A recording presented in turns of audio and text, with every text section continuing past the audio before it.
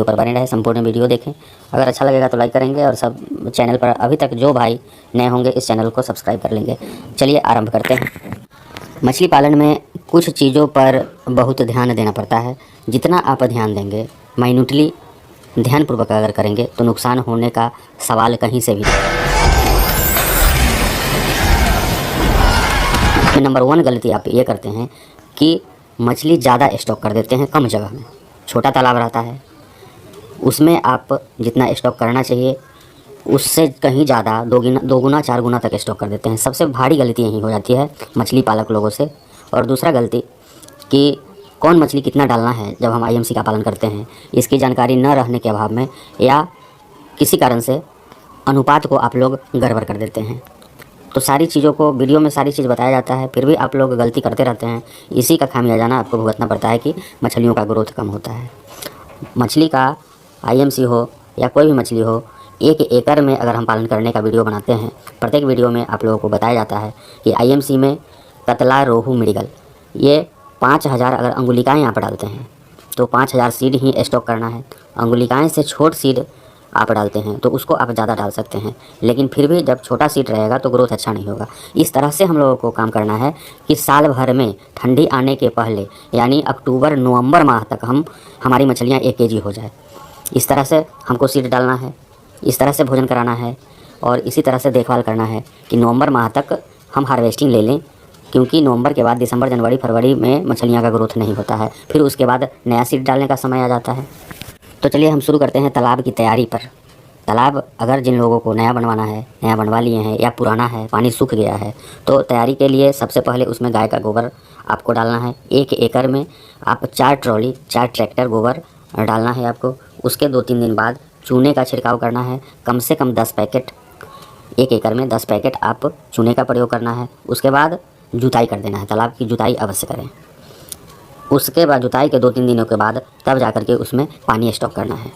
पानी एक बार में आपको 6 फीट पानी स्टॉक नहीं करना है, पहले आप 3 से 3.5 फीट ही पानी स्टॉक करें अपने तालाब में, क्योंकि जब मछलियाँ छोटी रहेंगी तो उनको ज़्यादा पानी की आवश्यकता नहीं होती है।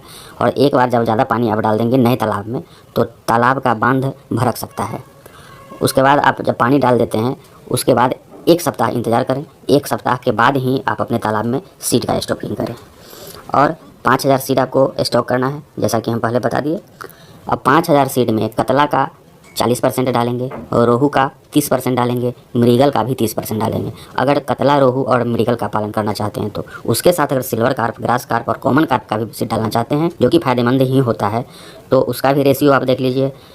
कतला 40% डाल रहे हैं तो यहाँ कतले के हिस्से का 10% सीड आप सिल्वर कार्प का डालेंगे, मात्र 10%।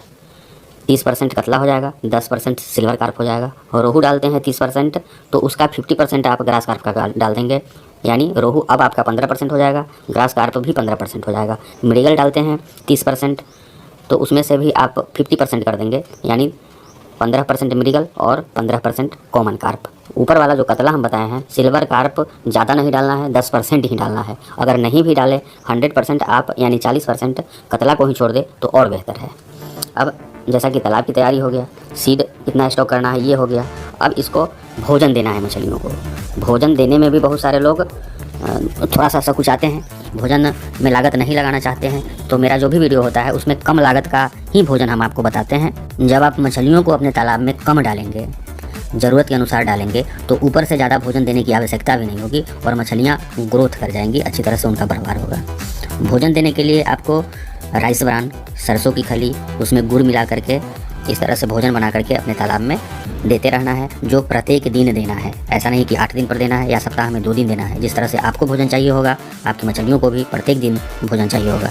अब हम बात करते हैं कि सबसे बेहतर ग्रोथ आपका कतला मछली का होता है और सिल्वर कार्प मछली का होता है। इसको जो आप भोजन राइस ब्रान, सरसों की खली ये सब देते हैं, ये ज़्यादा उपयुक्त होता है कि आप समय समय पर बाद में भी, जो तालाब बनवाने के समय आप गोबर डाले हैं उसके बाद भी आप अपने तालाब में सिर्फ ऐसे ही गोबर डालते रहें, घोर करके पटाते रहें, तालाब में छिड़काव करते रहें। इससे आपका कतला मछली और सिल्वर कार्प मछली का ग्रोथ अच्छी तरह से होते रहेगा। अब रह गया रोहू मछली और ग्रास कार्प मछली। तो ग्रास कार्प मछली के लिए आप जिस समय हरे चारा का प्रबंध हो, व्यवस्था हो, तो अपने तालाब में हरा चारा, यहाँ तक कि केला के पत्ता का अगर व्यवस्था हो जाए तो वो डालिए। गोभी के पत्ते, ठंडी के दिनों में गोभी के पत्ते का व्यवस्था हो जाए तो उसको डालते रहना चाहिए। हरे चारे का प्रबंध ग्रास कार्प के लिए कीजिए, सस्ता में अच्छा ग्रोथ होगा। और अब बात आ गई मृगल और कॉमन कार्प की। तो कॉमन कार्प का जो भोजन है वह मार्केट से ख़रीदा हुआ जो फीड है, फ्लोटिंग फीड बड़े चाव से खाती है कॉमन कार्प। तो इस आप कॉमन कार्प को मार्केट से लिया हुआ फीड भी दे सकते हैं, उससे अच्छा ग्रोथ आपको मिलने वाला है। समय समय पर सही ढंग से आप भोजन देते रहें। उसके बाद कुछ और चीज़ों पर भी आपको ध्यान देना पड़ेगा।